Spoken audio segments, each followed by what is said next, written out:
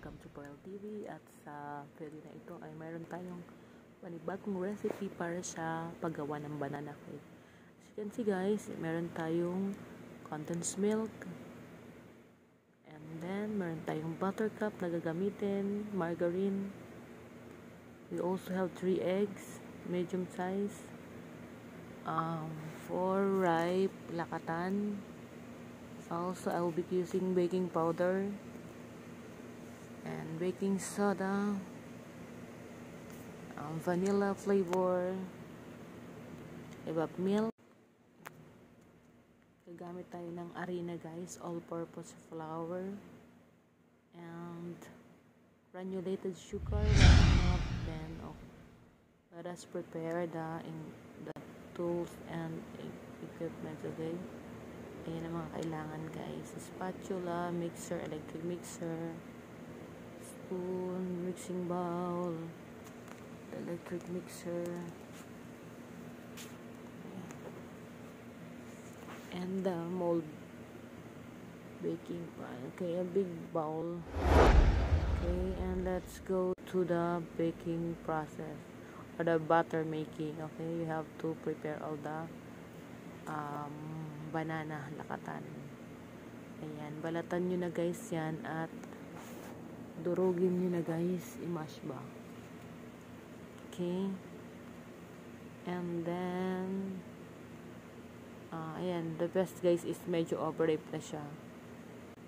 Pinapa-overripe ko talaga yan guys. Tapos durugin nyo na siya guys.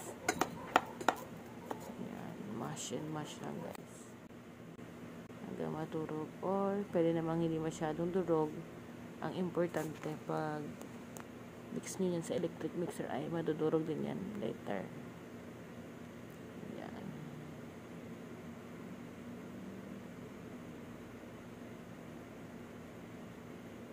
You can also use fork. Okay. Prepare the dry ingredients guys, the all-purpose flour. Sift na yan guys, ibig sabihin inano ko yan sa salaan, pinadaan ko sa salaan ng isang beses. Ayan, the granulated sugar, 1 cup of granulated sugar. Okay, next is the baking powder, 1.5 teaspoon. Okay, and ayan,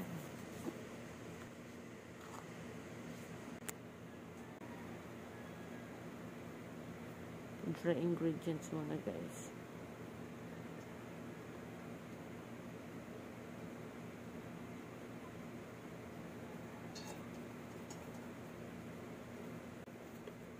Okay, alright, so let's get the baking soda is 2 teaspoons.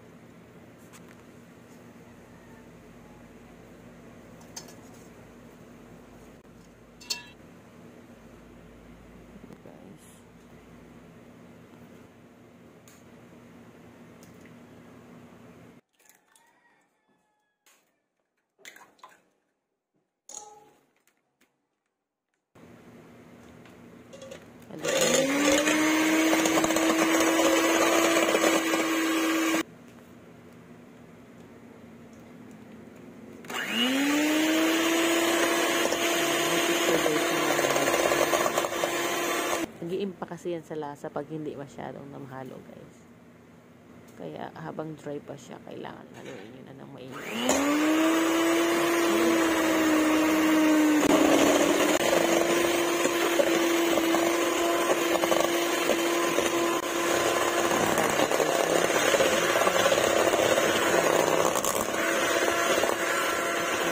Check nyo kung okay. Ayan. Prepare the batter na guys. Ayan, gamitan nyo na mixer.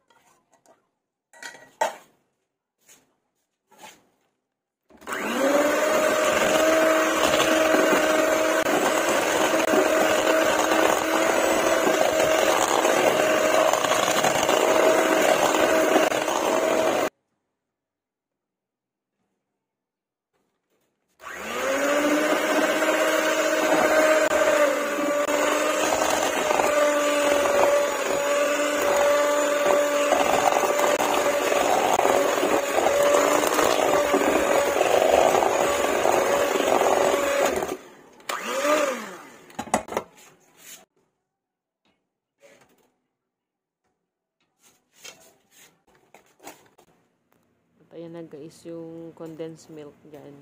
Ay, evap milk. Isang buong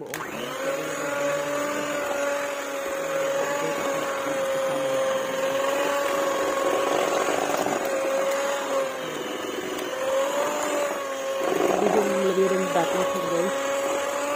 So, full spices or whatever. Kung ano-ano pa.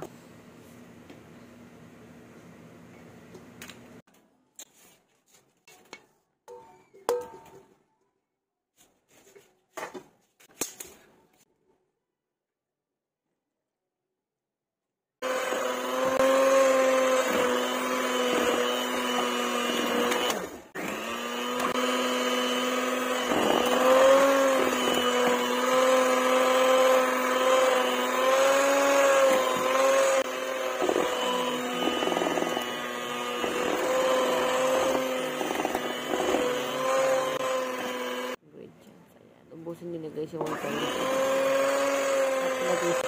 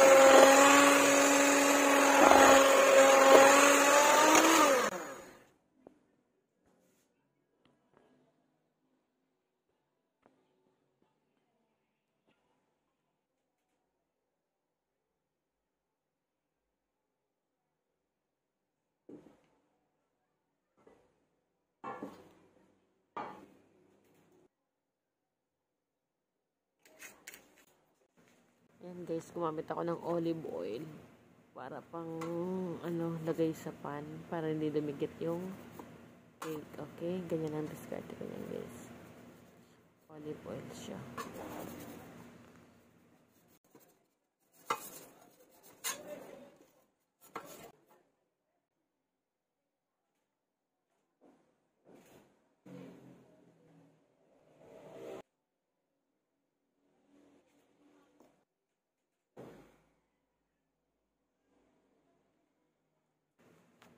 Ayan guys, mag-ano kayo ng kutsaron guys para mag-transfer nyo ng butter sa mold.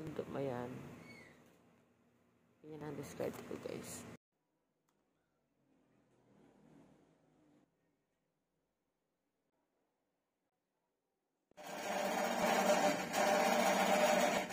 Initin nyo na guys yung oven. 180 degrees. Ayan. 180 degrees na guys. Preheat nyo ng oven. Pwede nyo lang ilagay yung cake butter. Okay, ayan.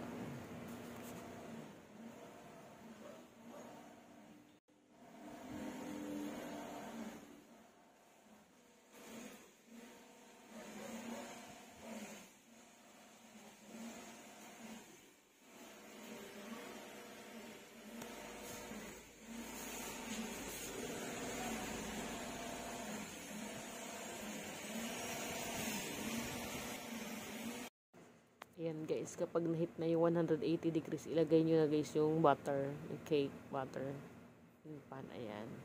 Lutuin nyo yan guys sa mga 20 to 25 minutes, ayan. Ganyan siya guys, 20 to 25 minutes, so usbog na yan. Pero hayaan yung maluto lang ng maigi. O yung nagtataasan sa 180 guys, siya yung paglagay ng cake kasi, ano yun, nasusunog yun.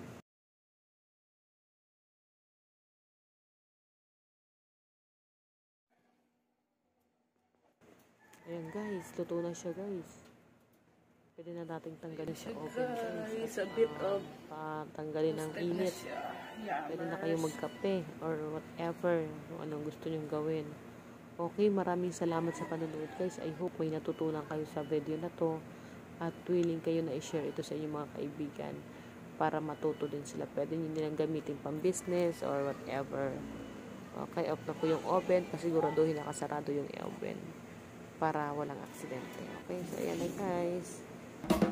Ito na, walang